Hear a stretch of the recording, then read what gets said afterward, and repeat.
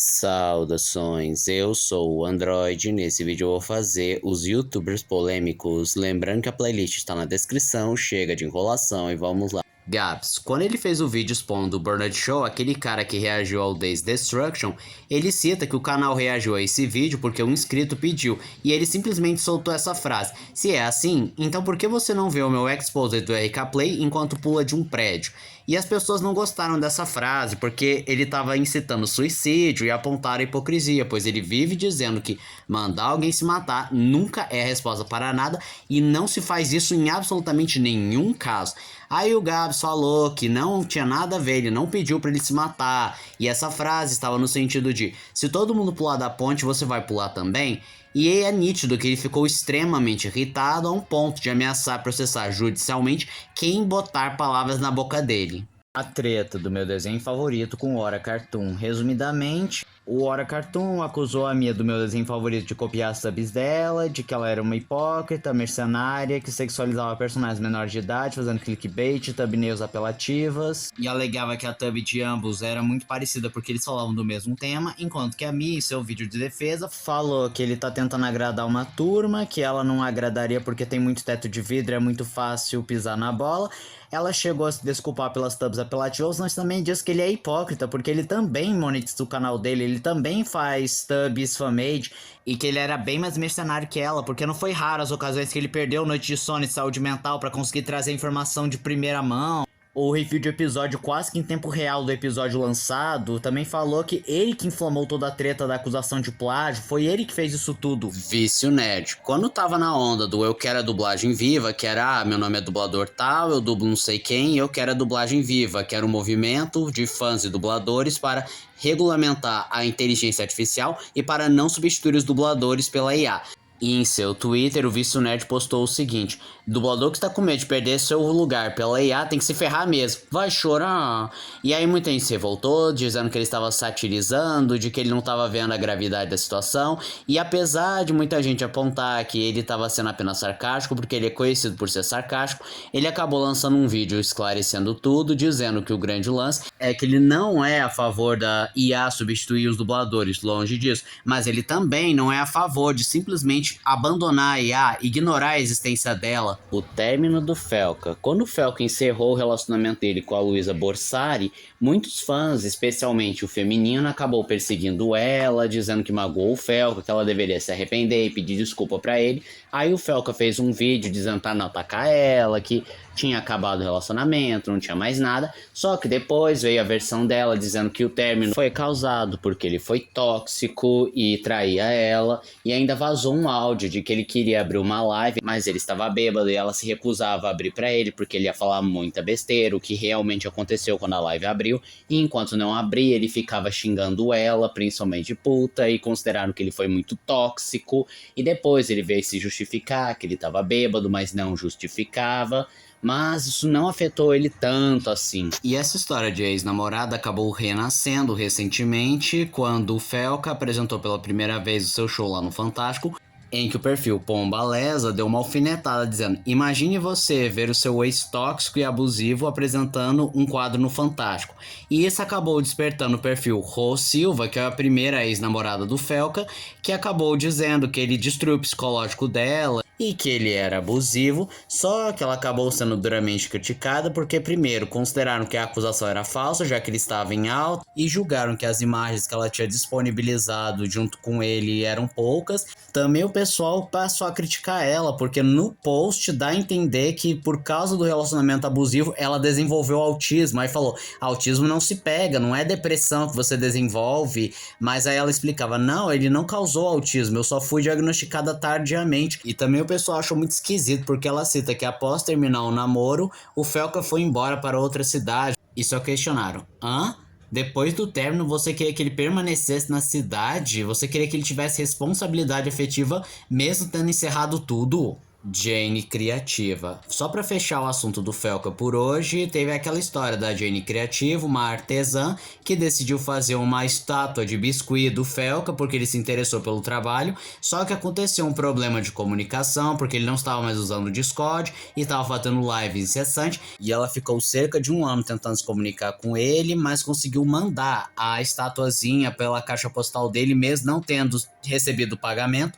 E depois que esse caso veio à tona, não só o Felca ficou com uma fama de estelionatário, mas também a equipe do Felca pediu desculpa, pagou e ainda deu uma compensação por ela.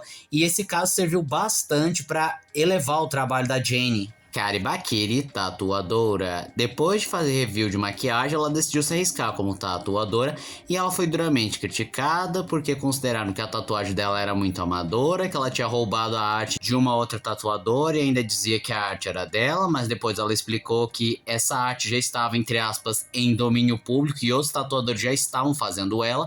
E também teve uma tatuadora que decidiu dizer que ela era muito anti-higiênica, não tomava cuidados necessários e cobrava caro demais. E aí isso tirava o lugar dos tatuadores de verdade, porque ela cobrava caro por um serviço amador, mas aí ela disse que nunca escondeu que era amadora e que ela tomava todos os cuidados possíveis para ser o máximo de higiênica e que não deveria ser discutida a questão de preço. Se você está infeliz em relação ao preço, cobra mais caro.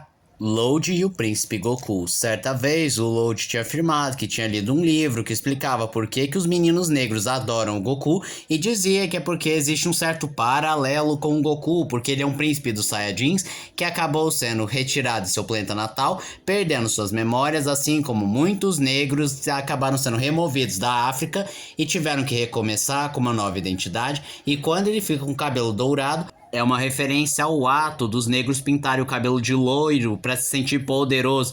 Só que ele foi duramente criticado e zombado, diga-se passagem, porque ele afirmou que o Goku era um príncipe. E não é tipo, ele casou com a Titi, que é uma princesa, então ele virou um príncipe. Não, ele afirma categoricamente que o Goku é o príncipe do Saiyajin. E ainda pegou extremamente mal, porque ele disse que pesquisou bastante e cometeu um erro tão básico que é só você assistir o anime que você não comete esse erro. E o pessoal ainda levantou uma opinião política dizendo, olha, mais uma vez ele querendo politizar, porque simplesmente não pode falar que os meninos negros adoram Goku porque ele é um personagem carismático, pra que tem que politizar? Nif Stefan e o Felipe Castanhari. Tudo começa quando a Nif era noiva do Detonator e ela acabou largando ele pra ficar junto com o Castanhari, e aí o Castanhari pegou a fama de ser talarico e ter tirado a esposa do Detonator, e eles ficaram 4 anos juntos, até que eles decidiram se separar. E ela começou a namorar um jogador de LoL. O Castanhari disse que tava tudo bem, que não era pra ir atacar ela. E quem tava chamando ele de corno, ele disse que o corno mesmo era quem era bolsonarista ou Bolsonaro mesmo, ele não sabendo da existência do mesmo. E enquanto que a Nive, o pessoal começou a chamar ela de nomes feios, em especial traidora, e ela apenas respondeu que é uma mulher gamer, empoderada, que apenas estava sendo vítima do sexismo, do machismo, da misoginia, e o pessoal também zoou bastante o novo parceiro da Nive, porque supostamente esse jogador de LoL é bolsonarista. Cory é banido da comunidade Garten of Banban. Resumidamente, os criadores culparam o público por forçá-los a remover o Cory, porque nas palavras dele, eles acusaram o Cory de fazer com que o público fizesse hate em cima deles, fizesse aquele doxing e todas aquelas polêmicas que eu já citei em partes anteriores. Mas o que aconteceu foi que o Terrorizando armou pro Cory e ele acabou sendo removido também, porque o Cory fez críticas que eles não gostaram nem um pouco, porque dizia que tinha uma baixa variedade, prolongava puzzles demais para que ninguém devolvesse o jogo, eles eram extremamente mercenários com pouca variedade, mas aumentava ainda mais os preços. Madame T é melhor que Soldado Invernal. Pelo menos essa é a afirmação feita pelo Omelete após assistirem Madame T, em que eles afirmaram que Madame T é melhor que Soldado Invernal porque ele não se leva a sério, enquanto Soldado Invernal é um filme mais sisudo, sem graça, e eles foram duramente criticados porque claramente eles foram uma das poucas pessoas que elogiaram Madame Teia, e também ficou claro que eles foram pagos para falar bem. Reviravolta do Cellbit com a Sassá.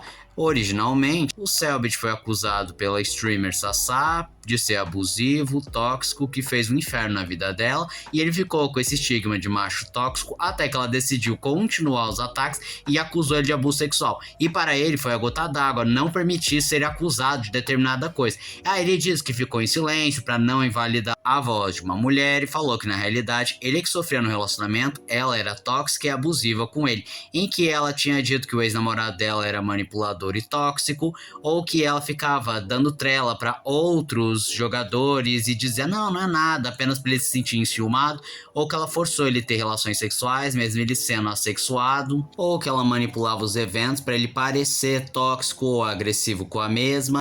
E essa revelação foi uma grande reviravolta que mudou a imagem de ambos os envolvidos. Robert Saffer é um antropólogo e youtuber que é conhecido como um antropólogo com ideias perigosas. Vamos começar com algumas polêmicas, como em 2022, que foi revelado que o pai dele é de origem judaica e ele dirigiu um filme sobre o Holocausto e levantou várias opiniões controversas, especialmente o pessoal com viés um pouco mais à direita, ostracizando, chamando de inimigo. Apesar de promover teorias racistas sobre a superioridade ariana, ele negou laços judaicos fortes, alegando avô SS.